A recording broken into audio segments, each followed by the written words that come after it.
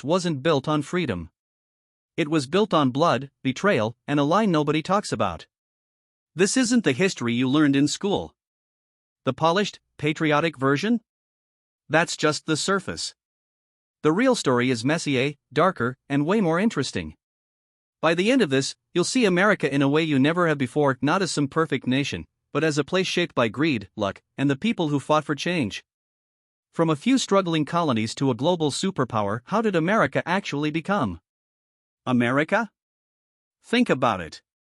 This land went from being ruled by kings to ruling the world in just a few hundred years. That doesn't just happen. It wasn't destiny. It wasn't some grand plan. It was wars, secrets, and insane twists of fate. And most of it? Way darker than you think. So let's start at the beginning, before it was even called America. Here's the first problem: America's origin story is a myth. The discovery of America? Columbus didn't even land on the mainland. He hit the Bahamas, called the people Indians because he thought he was in Asia, and then started enslaving them. The first Thanksgiving? Not what happened. The Pilgrims didn't invite the Native Americans out of kindness, they needed their help to survive, and even then, peace didn't last. The land of the free? Built by slaves. Forget the fairy tales. The real story is about survival, greed, and power, and it changes everything. Before Europeans showed up, millions of people lived here, advanced societies, trade networks, even cities bigger than London. The Cahokia civilization near modern-day St. Louis had pyramids, plazas, and tens of thousands of people. The Iroquois had a democratic government that inspired the U.S. Constitution. Then, disaster. Columbus wasn't an explorer, he was a failure. Spain sent him to find Asia.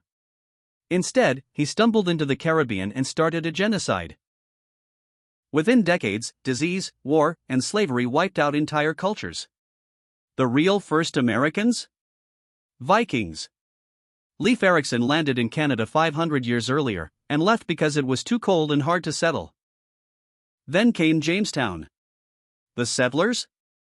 They were unprepared, starving, and desperate. The winter of 1609 was so bad they ate rats, shoes, and even each other. Archaeologists found proof human bones with knife marks.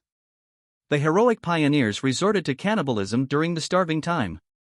And why? Because they were more focused on finding gold than farming. Meanwhile, the Spanish were getting rich off silver in Mexico, the French were trading furs in Canada, and the Dutch were setting up shop in New York. England was late to the game, and it showed. Fast forward to the Revolution. The Boston Tea Party wasn't about taxes, it was about a corporate monopoly.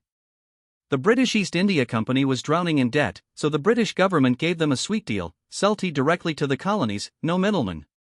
That undercut colonial merchants, and they were furious.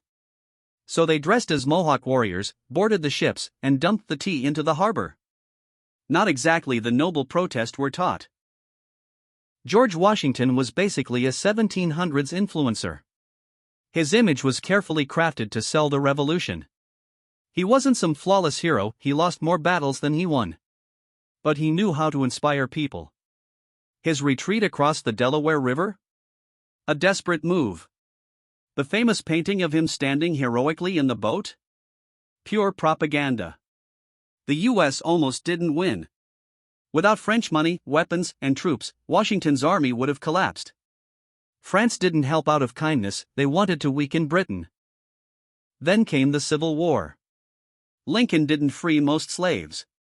The Emancipation Proclamation only applied to Confederate states, not the Union. Why?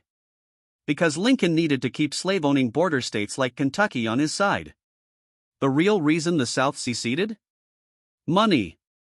Cotton was the oil of the 1800s, and slavery was the engine. Southern leaders admitted it, they'd rather die than give it up. The deadliest war in U.S. history. More Americans died than in World War I, World War II, and Vietnam combined. And after all that bloodshed? Reconstruction failed. The South just replaced slavery with sharecropping and Jim Crow.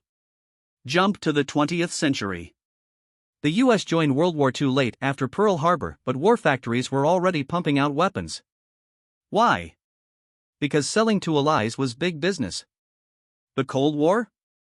A nuclear game of chicken where one wrong move meant the end of the world.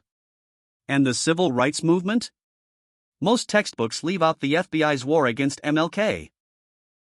They called him the most dangerous man in America and tried to blackmail him into suicide. Here's the truth: America wasn't destined to be great. It was luck, ruthless choices, and millions of forgotten people who built it. The slaves who worked the fields. The immigrants who built the railroads. The protesters who marched for change. The ones who fought not just in wars, but in streets, courts, and history books. This country's real story? It's not about perfect heroes. It's about us. From a stolen land to a global superpower in 250 years. That's insane. The US isn't just a country, it's a constant experiment. Messy, unfair, brutal, but always changing. The question is, what happens next? Want more untold history? Watch this next.